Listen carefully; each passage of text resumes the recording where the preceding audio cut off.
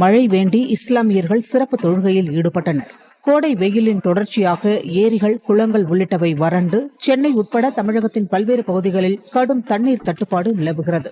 இந்நிலையில் மழை வேண்டியும் விவசாயம் செழிக்கவும் இஸ்லாமியர்கள் சிறப்பு தொழுகையில் ஈடுபட்டனர். இறங்கும் போது தாடியெல்லாம் மழையில் நனைந்து கொண்டு இறங்கினார்களாம். அதே போல ஒரு நாள் அல்ல, 2 நாள் அல்ல, அடுத்த ஜும்மா வரைக்கும் மழை பெய்ஞ்சிச்சு. அடுத்த ஜும்மாவில்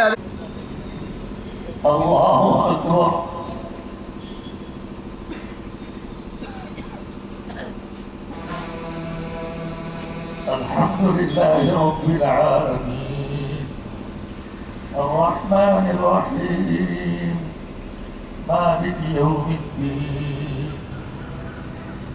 இய்யாக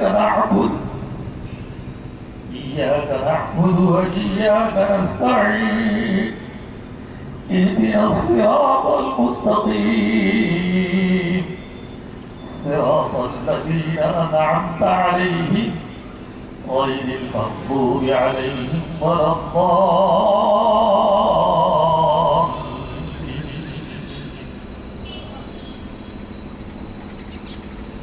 سبح اسم ربك الأعلى الذي خلق فسوى أحوى سنقرئك فلا تنسى إلا ما شاء الله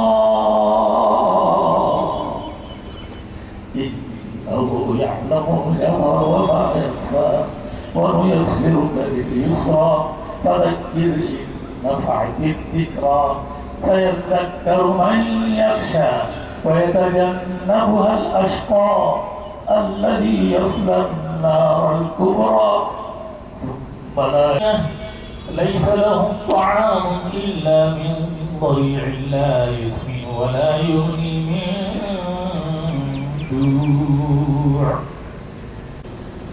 الله أكبر.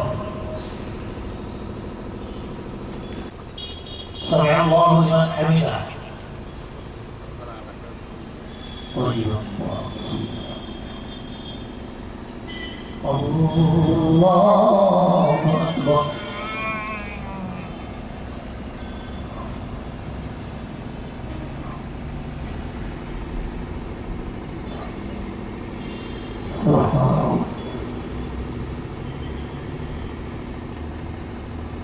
الله أكبر.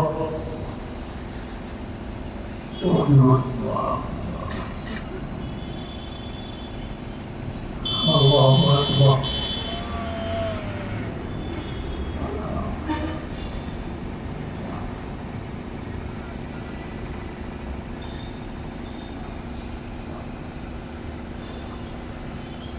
الله أكبر. صيبا نافعا اللهم صيبا نافعا اللهم صيبا نافعا صلى الله عليه وسلم على سيدنا محمد وعلى اله وصحبه وكبره تكبيرا واشهد ان سيدنا ونبينا مولانا محمدا عبده ورسوله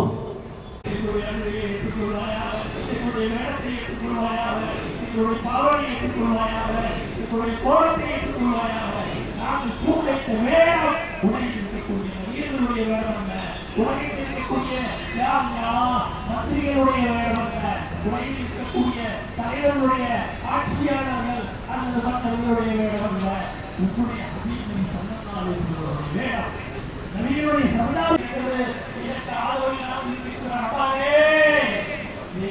ஆதரவற்றை வெளியிட்டு விடாதே. நாங்கள் அழிவு விழிப்பிலே இருக்கின்றோம். எந்த நேரத்தில்